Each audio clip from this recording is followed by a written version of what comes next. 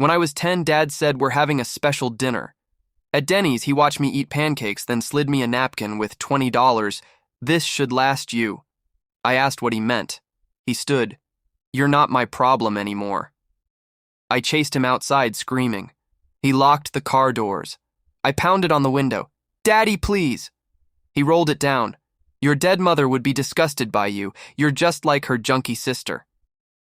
Then added, I have a real family now. Don't try to find us. Left me there. The waitress called CPS.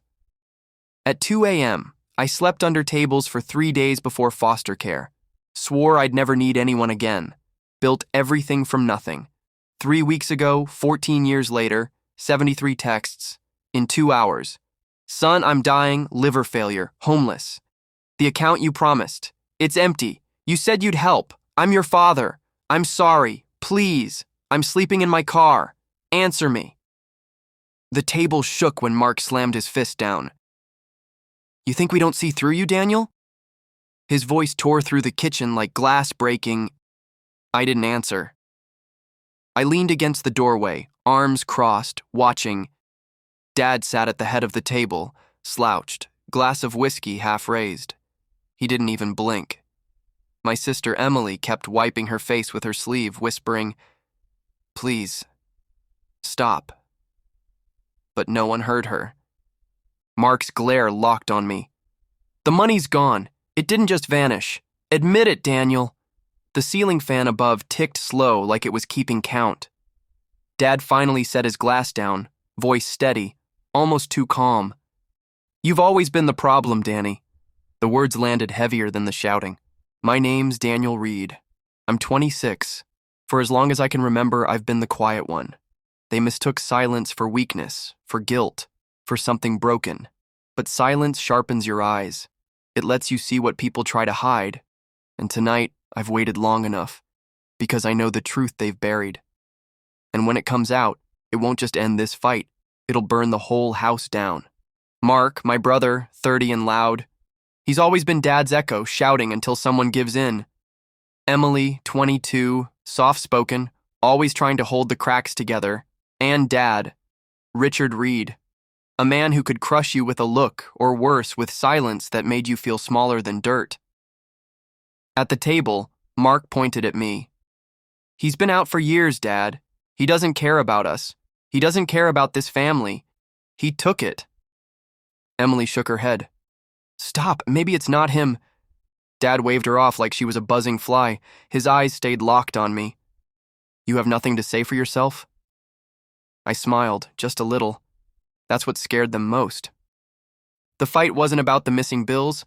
It was about the house, Mom's house, the only soft place that ever belonged to us. Her smell still clung to the curtains, her handwriting still carved into the wood by the pantry. And now, sold. Gone. Mark's chest heaved like a bull ready to charge. Don't stand there acting innocent, Daniel. Money doesn't just vanish. You used it. Admit it. I tilted my head, calm. Funny thing about need, Mark. Some of us begged for help once, but were told we weren't family anymore. The words sliced. Dad's whiskey glass froze halfway to his lips. His jaw twitched like he'd swallowed poison. Emily's fork slipped from her hand, clattering against her plate. She knew where this was going. She always knew. Mark sneered, his voice trembling but loud enough to rattle the windows. You don't deserve that house. You don't deserve anything from Mom. You left us. You abandoned us. I leaned forward, my voice steady. Dangerous. No, Mark. You abandoned me the day you started echoing Dad's lies. I didn't leave. You all threw me out. The ceiling fan ticked louder, the blades chopping the silence like a clock counting down. Mark shoved his chair back so violently it scraped deep scars into the floor. His face was red, veins bulging. Don't twist this, Daniel. You're bitter. You can't stand that Dad finally had a real family after Mom died. The words didn't just land, they detonated. Emily's gasp cracked the air. Mark, stop! But Mark wasn't stopping. He leaned across the table, pointing a finger in my face. Mom's death broke him. You? You were just extra baggage, and you still are. The insult didn't sting. Not anymore. Instead, I felt something sharper. Clarity. I stepped closer, lowering my voice until it forced him to lean in just to hear. You think this is about money? No. This is about the night you all decided I wasn't worth keeping. And I've carried that silence for 16 years. Emily's hand covered her mouth, her body trembling. Dad stared into his glass, swirling the amber liquid like it held answers. He couldn't meet my eyes. The memory punched its way in, uninvited. I was 10. Dad called it a special dinner. Pancakes at Denny's, my favorite. He smiled at me the whole time, which was rare.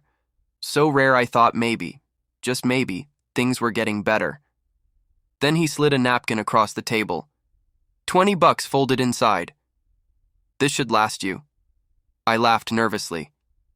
Last me for what? He stood, buttoning his coat. His voice was flat. You're not my problem anymore. The booth felt like a coffin. I chased him out into the parking lot, shoes slipping on wet asphalt. Daddy, please, don't leave me. I'll be better, I promise. He rolled his window down just enough to spit out words that would rot inside me. Your mother would be disgusted by you. You're just like her junkie sister. I have a real family now. Don't try to find us. Then the car disappeared into red taillights.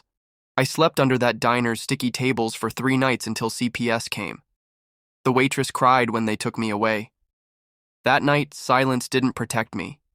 It crushed me. And I swore, never again. Back in the kitchen, the silence was unbearable. Mark's fist clenched, Emily's shoulders shook, Dad's face was a mask of stone. I broke it. The account didn't vanish. Dad drained it, paid off Mark's gambling debts. And Emily, she knew. She signed off on it. She's been covering for both of them. Mark's mouth opened, but no sound came out. His skin went pale. Emily's sob tore through the air like glass shattering. Daniel, please. I didn't have a choice. Mark would have hurt himself. Her words collapsed under her tears. Dad finally stood, pointing a trembling finger at me. His voice roared. You don't know what you're talking about. But his eyes betrayed him. I smiled, small, deadly. Oh, I know. I've known for months. I was just waiting. Tonight, the lies die here. The kitchen exploded. Mark shouted so loud his spit hit the walls. You think you're some kind of hero? You're nothing but a bitter, abandoned brat. Emily screamed at him to stop. Dad cursed, slamming his glass so hard it cracked at the rim. But me? I stayed calm, the eye of the storm. I gave you my silence all these years, I said, steady, each word a hammer. Tonight, I give you the truth. Emily whirled on me, tears streaking her face, voice raw. Why now, Daniel? Why are you doing this to us? I met her eyes, softer than I expected. Because you all taught me what family really means. And it isn't this. Dad's face went purple with rage. He tried to speak, but no sound came. Mark punched the wall, his knuckles bleeding, then stormed out, the door slamming like thunder. Emily collapsed into a chair, sobbing, whispering apologies that no longer reached me. I turned toward the door. My footsteps were slow, deliberate, like each step carried years of chains falling away. Emily staggered after me. Her voice cracked in desperation. Danny, please. Wait. I should have protected you. I should have said something. Don't leave me like this. I stopped in the doorway, the night air brushing my face. I turned just enough for her to see the finality in my eyes. You'll never see me the same again, Emily, and I don't need you to. Her knees buckled. She sank against the wall, clutching herself like she could hold her world together with her bare hands. For the first time in years, my chest didn't cave inward. It expanded. Free. I stepped into the night. The door clicked shut behind me. Quiet. Final. The air was cool, sharp, almost cleansing. Above me, stars stretched wide like open arms. Inside, they would sit in that kitchen with their guilt, their lies, their ghosts. Mark's bleeding knuckles, Emily's broken sobs, Dad's drink turning bitter in his mouth. And me? I was done carrying them. For years, their rejection had been my shadow. Their silence had been my prison. But not anymore. I drew in a breath so deep it felt like my first one. My chest rose without weight, without shame. And for the first time in my life, I didn't just survive them. I left them. Looking up at the stars, a single thought anchored me. Family broke me. But family doesn't get to define me. And I walked into the night, unburdened, unchained, unclaimed. If you were in Daniel's place, would you forgive, or would you walk away forever? Tell me in the comments. Your voice matters here. Share your thoughts below, like if Daniel's strength hit you. Subscribe for more stories of pain, truth, and healing.